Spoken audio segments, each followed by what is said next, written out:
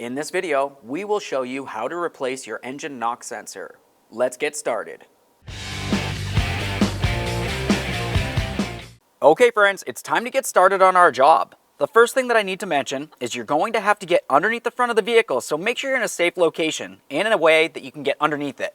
Once you've done that, make your way into the passenger side of the vehicle. Right up front, underneath the glove box, you're going to find this little sticker.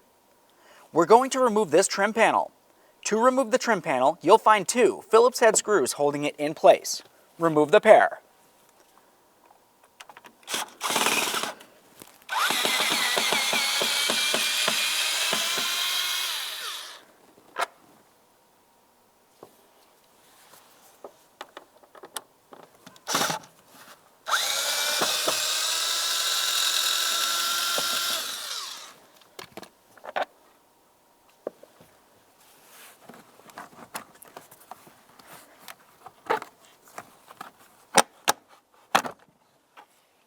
With that out of the way, you can find this gray connector.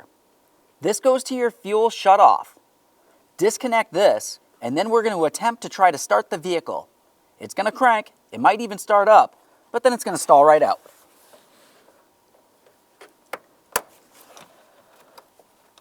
Give it a quick check for corrosion and set that aside.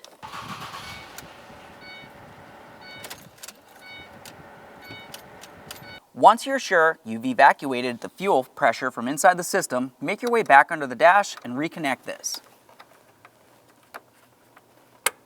Listen for a click, give that a tug to make sure it's secured. Continue on with your trim piece.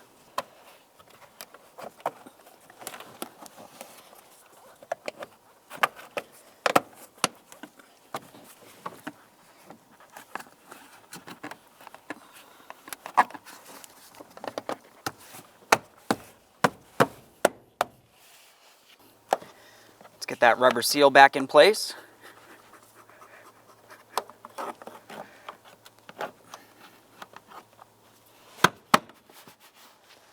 Continue on with your two mounting screws.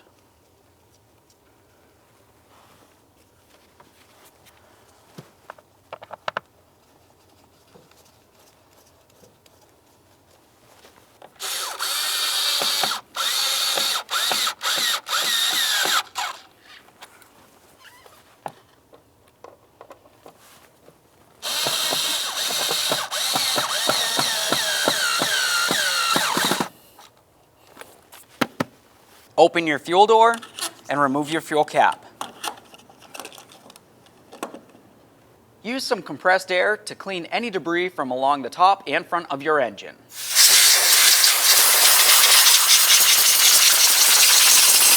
Let's make our way over to the negative battery terminal. Loosen this 10mm headed nut just enough that you can remove the negative battery terminal from the battery. Set it aside so it's making no contact.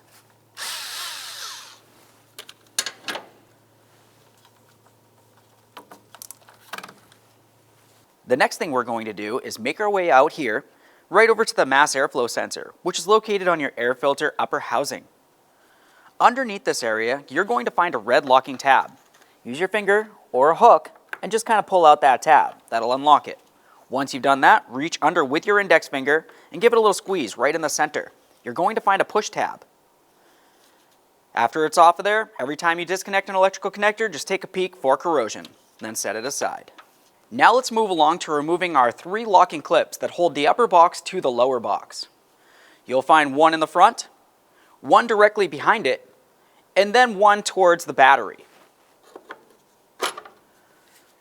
Now let's follow that tube down to where it connects onto the throttle body. We're going to loosen this clamp just enough that we can slide the tube off of the throttle body. Use a flathead screwdriver or a 7mm socket.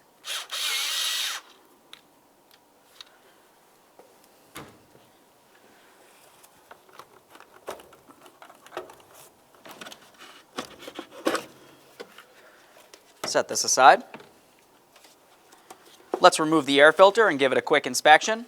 If it needs to be replaced, now's the time to do it. Now let's move along the front of the engine. Along the intake, you're going to find the oil dipstick tube. Before you remove the oil dipstick tube, you're going to find that you have a wire connector that's attached to it. Just carefully press that off of the dipstick tube. Once you've done that, continue on with an 8mm and remove your one mounting bolt.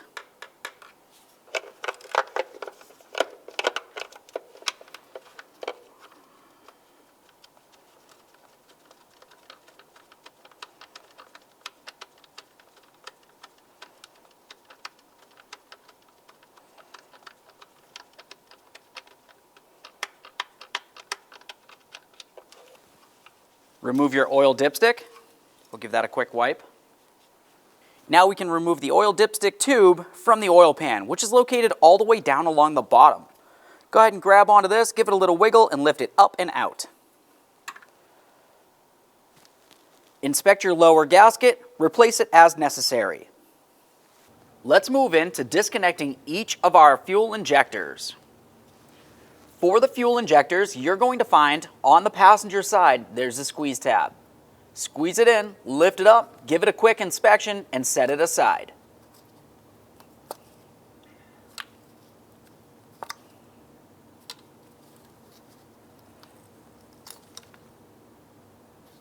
Now we need to make our way along the back side of the engine up to the firewall. Just underneath your windshield cowl, you're going to find that you have a fuel line that makes its way up to this little blue connector. For the connector, along the front and the back, there's a little lip that you can grab onto, gently pull it away, and lift up at the same time. This will be easiest if you grab both at the same time, pry them away, and lift it up. Once that's lifted up, go ahead and set that aside.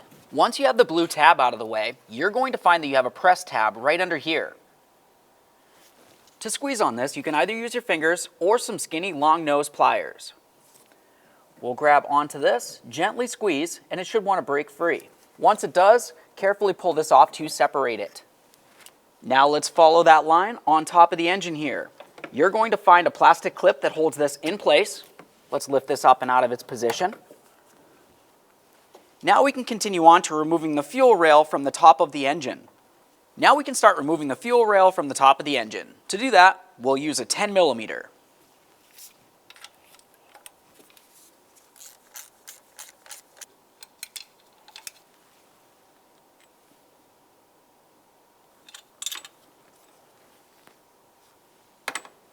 With the bolts out of there, we can continue on by wiggling around our fuel rail and trying to remove it.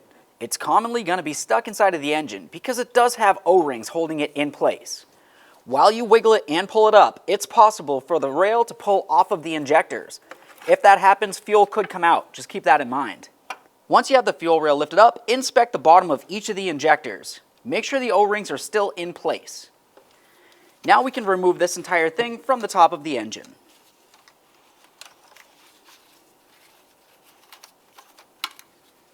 Set that aside. Remove your transmission dipstick. Wipe that off and set it aside. Let's remove this tube from the top of the intake. For this, looking at it, you'll find that you have a red connector here. For that connector, press down on it at the same time as you lift up on the tube itself. Set that aside. Disconnect your throttle body wiring. For this, you're going to use a pick. Come down and slide the red locking tab down and out of the way. Once it's unlocked, squeeze on the tab located on the front of the connector and remove the connector from the throttle body assembly.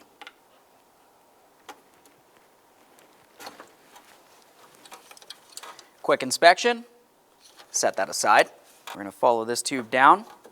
You'll find an area that this connects onto the intake. For this, if you were to reach down along the bottom, you're going to find a squeeze tab. Squeeze that in and remove it from the intake. Now we can start removing some of the wiring harness from the top of the intake. You'll find that you have a connector along the top. As you follow it down, you'll find two more connectors making their way down. Remove all three. For this, we'll use a trim tool and gently separate it without damaging the intake.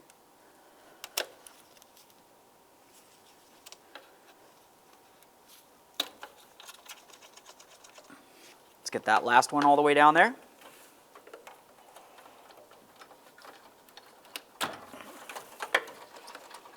Plenty of slack. Set that aside. Let's continue following that wiring down a little bit more, and you're going to find another area that it clips into place on the intake. Pop it off of there. There we go. Make your way over towards the passenger side of the intake. For this wiring harness, you'll find that you have one area that connects it to the intake. We'll pry that off. If you were to follow this down, in between here, you'll find that it leads all the way over to the side of the intake, close to the power steering pump. On that, you're going to find a gray connector. Release that connector.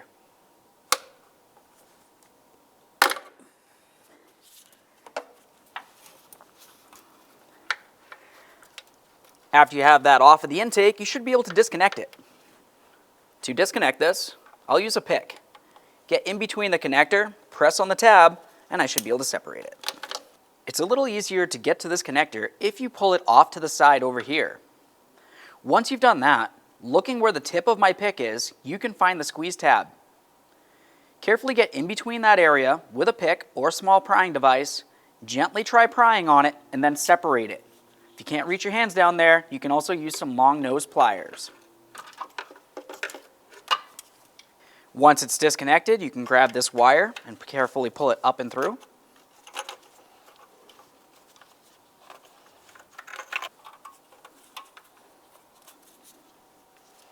Set that aside. Let's move along to the other side of the intake. On this side, you're going to find the map sensor. Remove the electrical connector. To do this, press on the locking tab in the center here, and then gently slide it off of the sensor itself.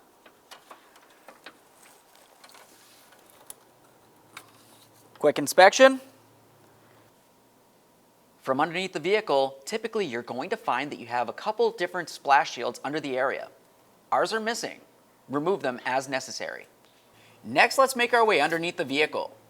Look for the oil filter. Right above the oil filter, on the driver's side, you're going to find the OP switch, or oil pressure switch. Disconnect the wiring for that. On this, you'll find one little squeeze tab, squeeze it in, and pull it off of there. Quick inspection. Follow that wiring up. You'll find it's one mounting point that's on a stud. Slide it off of that stud. Once you have movement from that, continue on to your lower intake bolt. That's located right over here on the other side of the oil filter housing. To remove this bolt, we'll use a 10 millimeter.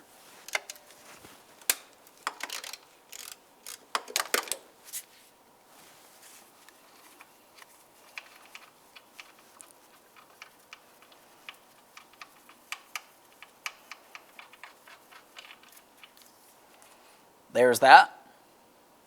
Now back up inside the engine compartment, we're going to remove the two bolts that hold the crash bracket to the top of the intake. Those are located right through this area. To remove these, use a 10 millimeter with the proper extension.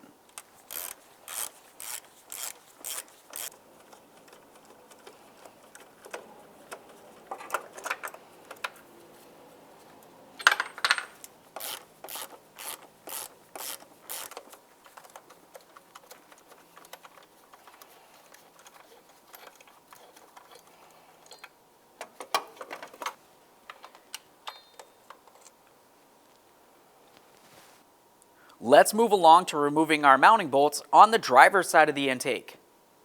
On this side, you're going to find that you have 3 mounting bolts holding it in place. 2 of them are located up here, there's one right there, and one just below it. The third one's down underneath this area. It's a little bit harder to get to. I'll go for the hardest one first. Use my 10 millimeter still with the corresponding extensions.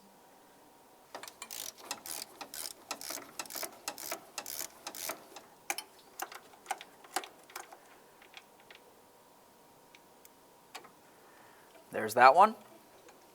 Move along to this one.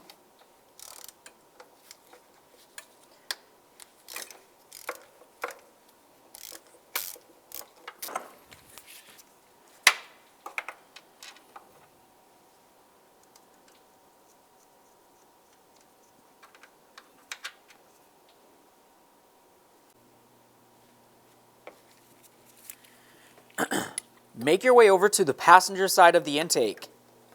This mounting bolt is a little bit hard to get to. It's all the way in the far corner, very close to the power steering pump.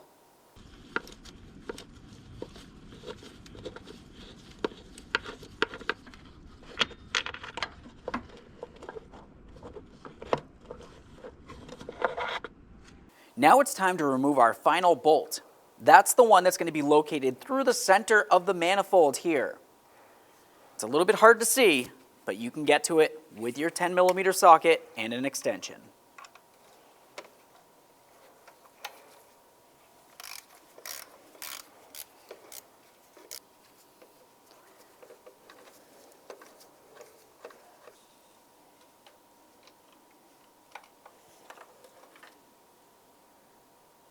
Grab that intake manifold, give it a little wiggle to separate it from your engine.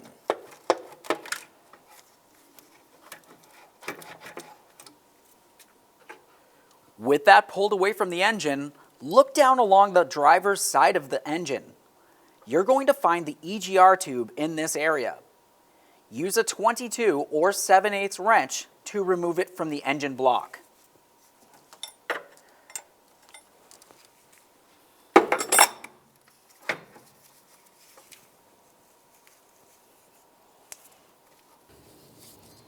Once you have that unscrewed, go ahead and give the EGR tube a little wiggle and remove it from the engine. To remove your PCV hose from the back side of the intake, we have it off of here so you can have a clear view. Looking at this, you can see that you have a squeeze tab on one side and on the other you have the same. You just want to go ahead and squeeze on both those tabs, it'll unlock, and then you can lift it up and off. Use your fingers or some pliers, whatever you can get in there with.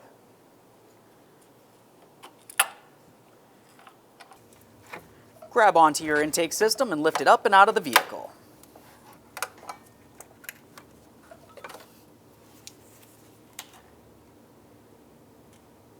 Now with that intake out of the way, you have a nice clear view of your knock sensor located on the front of your engine. Use a 10mm to remove the mounting bolt and then the sensor.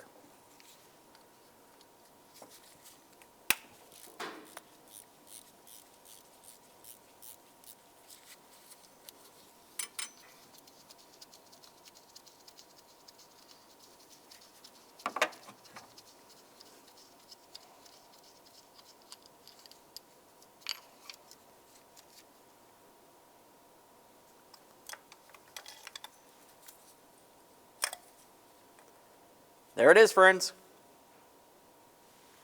Before we get ready to install our knock sensor, make sure you clean and inspect the engine where it needs to be mounted to.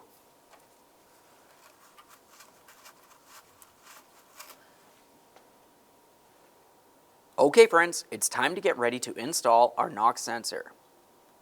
When you install this on the engine, you want to make sure you have the flat side sitting directly up against the flat area on the engine.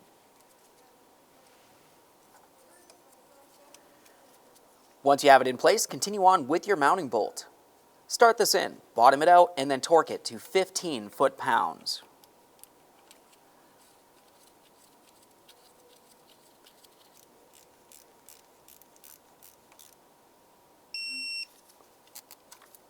Let's make sure that the wiring goes down underneath this hose.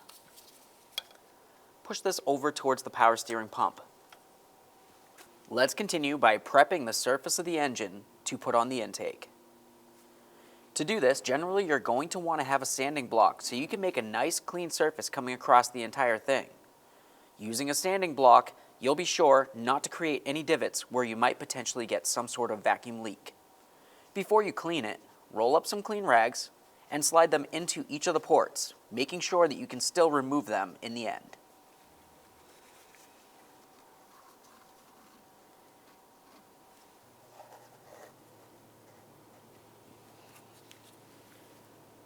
Let's use our sanding block with some clean sandpaper.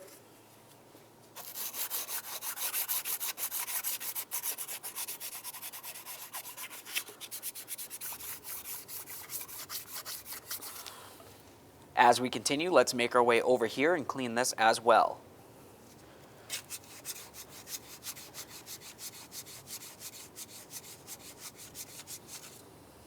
Once you have it cleaned, go ahead and remove each of those 4 rags that you have in place. Continue on with some compressed air inside of each of these ports.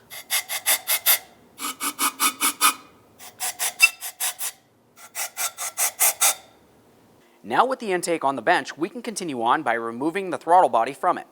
For this, you're going to find 4 8mm headed bolts holding it in place. Remove all 4.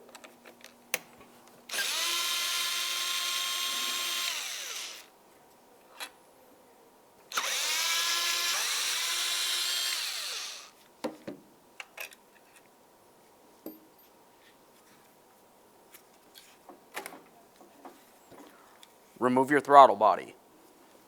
With this separated, let's continue on by removing the gasket from the throttle body. Use a small pick or screwdriver and gently pull this out of place. Here we are.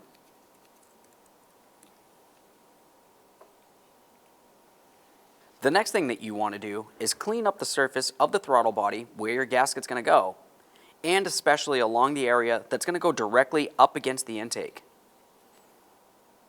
Use a flat blade razor. We'll hold this sideways and gently scrape everything off. You're going to see a whole bunch of carbon come off of this.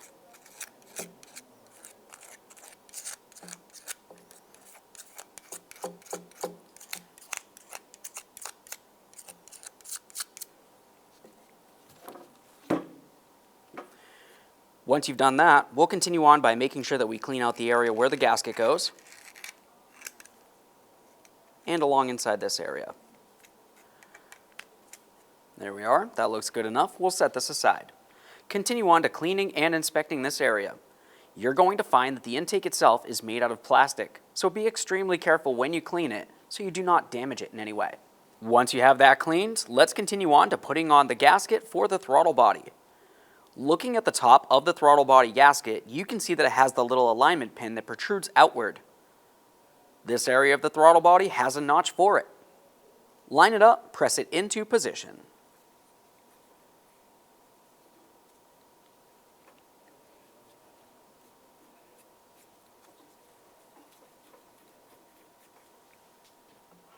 Take that throttle body and line it up with your air intake.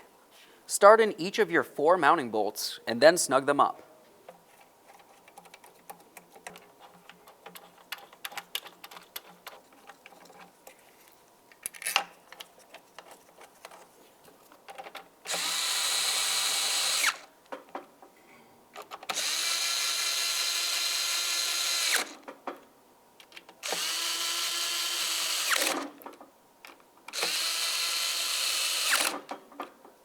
Once each of them are snug, torque them to 89 inch-pounds.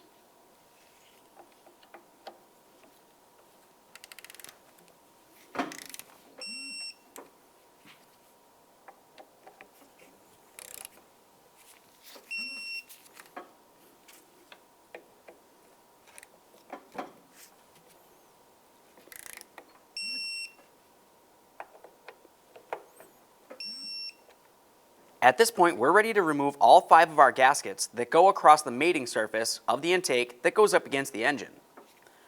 We'll do the side over here, which is where the EGR port was. And then we can remove the rest of these as well.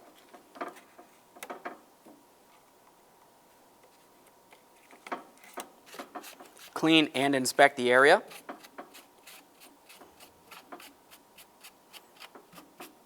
As you brush off any debris, make sure you're trying not to get it inside of the ports. Continue on with the installation. Your circular gasket goes in the area for the EGR port.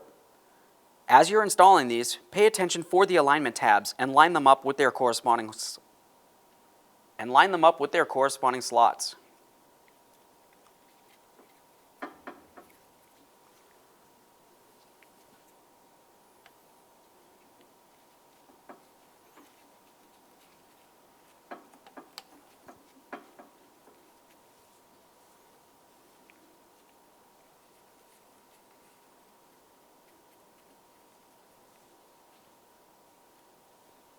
Carefully bring this down into the proper position.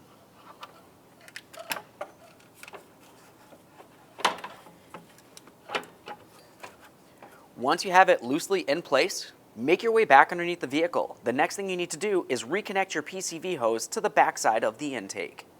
Now from underneath the vehicle, it's time to start reconnecting that PCV hose to the backside of the intake. It's going to be extremely hard to see while I have my hands up there. Just grab onto that line and carefully press it into the backside of the intake.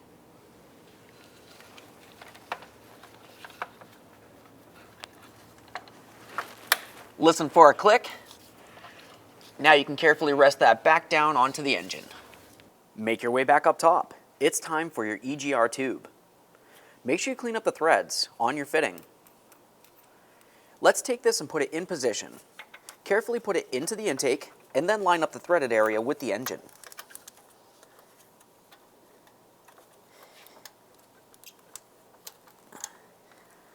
Start this in by hand and snug it up as much as possible. Once it's snug, you're going to want to tighten it. The torque for this is 41 foot-pounds. If you can't torque it, at least make sure it's nice and tight.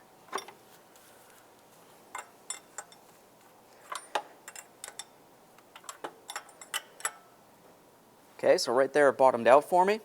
Let's take it a little bit further. Give it a check to make sure that the tube is secured. Now we can start putting in our intake manifold bolts. You'll notice looking at them, you have 2 bolts that are longer than the other 6.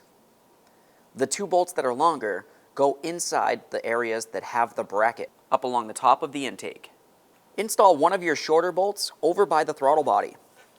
Now let's continue on by grabbing our 2 longer bolts. Those 2 longer bolts, like I said, are going to go where the bracket is. So let's take one of those and we'll put it in place down on the far side.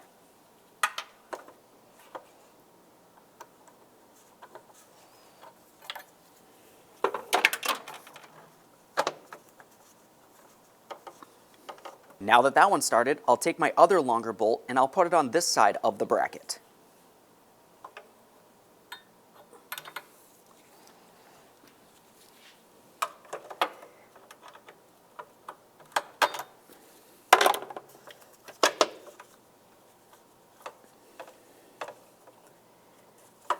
At this point, all of our other bolts should be the same. The center one is pretty much the hardest to get to down here. Using your magnet, come down along the driver's side, put it in position in the intake, and then carefully put it in by hand.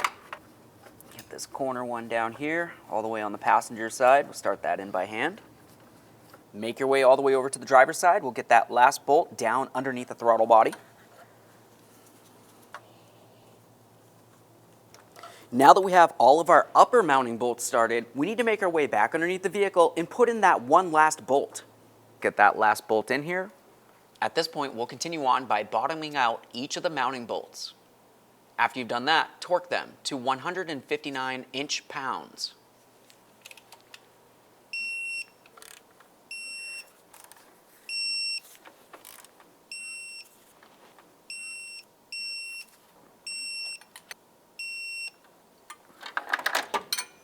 Now let's reconnect our OP switch. Slide that in position, listen for a click.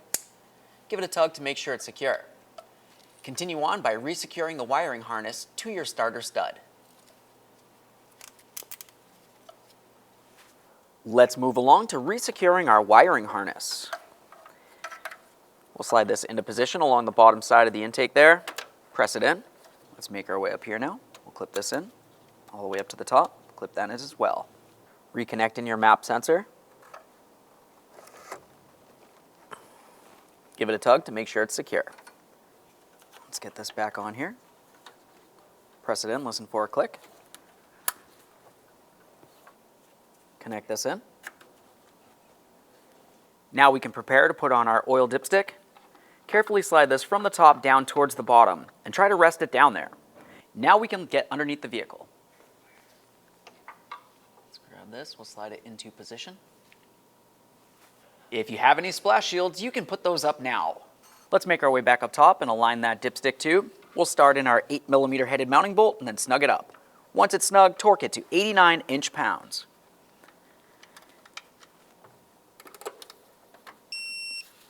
Let's get our wiring clip on there. Reinstall your oil dipstick. Move along to reconnecting your knock sensor. I'm going to use my long grabbing tool to get access to this. Now that I'm holding onto it with my tool, I'll continue on with a pry bar and carefully come in between this area.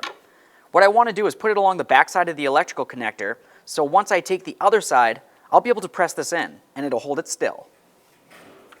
Grab the other side of that connector and push it into position.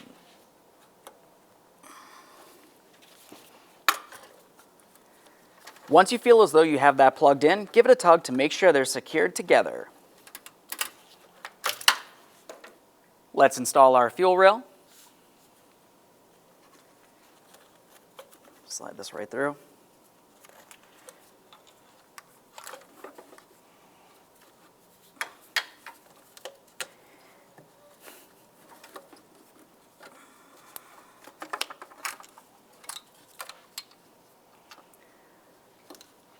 Align all of your fuel injectors with their corresponding holes in the engine and press it down into place.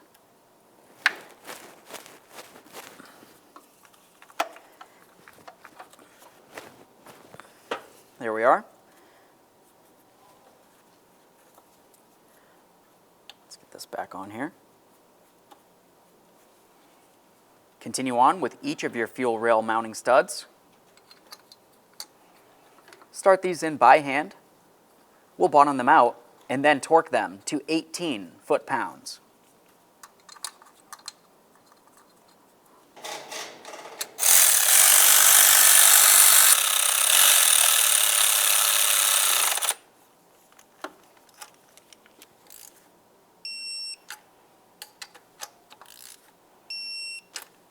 Reconnect each of your fuel injectors.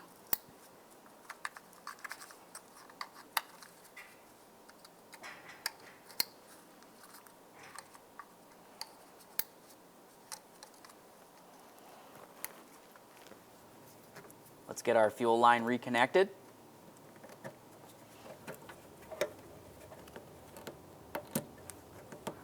Press that in. Listen for a click. Give it a tug to make sure that's secured in place. Once it is, continue on with your blue locking connector clip. Let's press this into place. Reinstall your transmission dipstick. Now we can continue on with our electrical connector. Once you have this pressed in and you hear a click, make sure you lock it in with your red locking tab.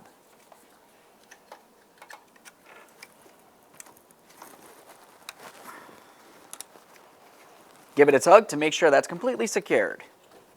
Reinstall your air filter. Continue on with your air filter box. On the air filter box, you're going to find that you have several clips that are supposed to go into the bottom area of the box. So we'll slide that into position, and then we'll put on our hose as well.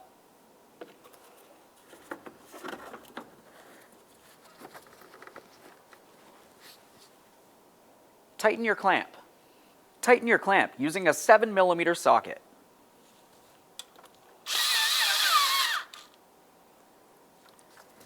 Make sure that's nice and tight so no dirty or unmetered air makes its way into the engine. After that's in place, continue on with your 3 locking clips.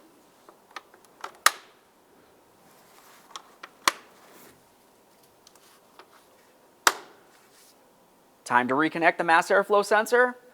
Once again, you have a red locking tab. Press that in, listen for a click, lock it down. It's time to reconnect your negative battery terminal. We'll put that down onto the battery, press it down as far as you can, and then tighten up your 10mm mounting nut.